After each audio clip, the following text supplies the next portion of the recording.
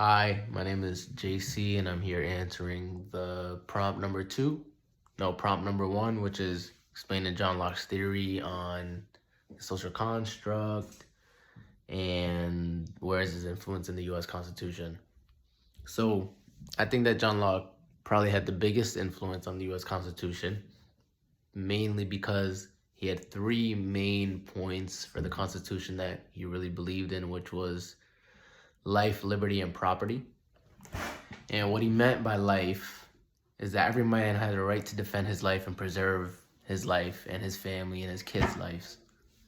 And what he means by liberty is the right to freedom of speech, freedom to travel, and freedom to pursue happiness, which also is hand in hand with property. So, property really just meant that based on the freedom to pursue happiness, if you have worked for something, you're able to enjoy the fruits of one's labor, and that means it's your own labor. I mean, it's your fruit once you work for something. So let's say you go to the stream and you get some water. That's your water. It's your water. So yeah, so that means that if you work for something, it's yours, and that's nobody can take that from you. So that's what he meant by liberty and property. And this is included in the Third Amendment, where it stated the government cannot force you to house U.S. soldiers in your home during peacetime. This is included with the property because it's your property. You can't give your right up to the government to just take your home and house whoever they want to house because it's yours. It doesn't matter if whatever, unless there's a war. If there's a war, then they're able to do that because then there'd be battle. But where is this influence seen in the U.S. Constitution?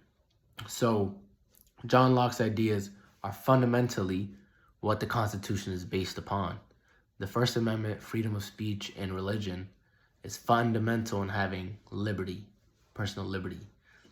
So, and then the Second Amendment, which is the right to bear arms, allows ourselves to preserve our life, our lives, and defend ourselves from any entity threatening our life. And so that goes hand in hand, of course, in life, in the life aspect of his theory. And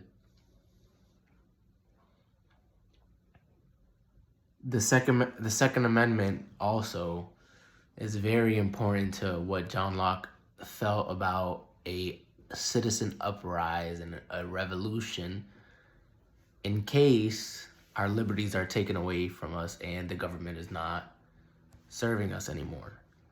So us having arms and the right to bear arms and freedom of speech allows us to uprise against the government if it is not serving our liberties and our rights anymore.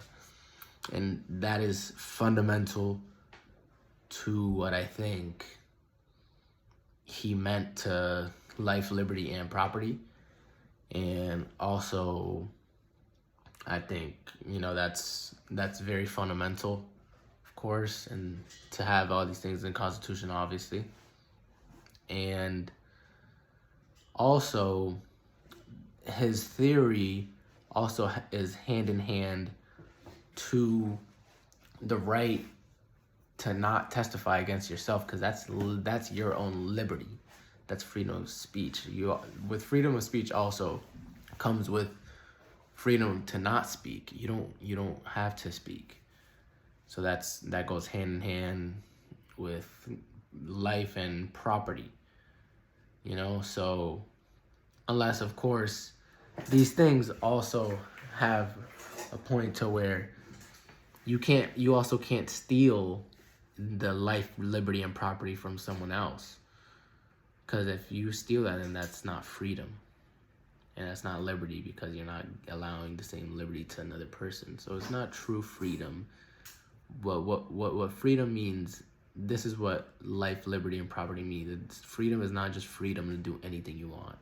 There is a social construct and contract that we have to live under.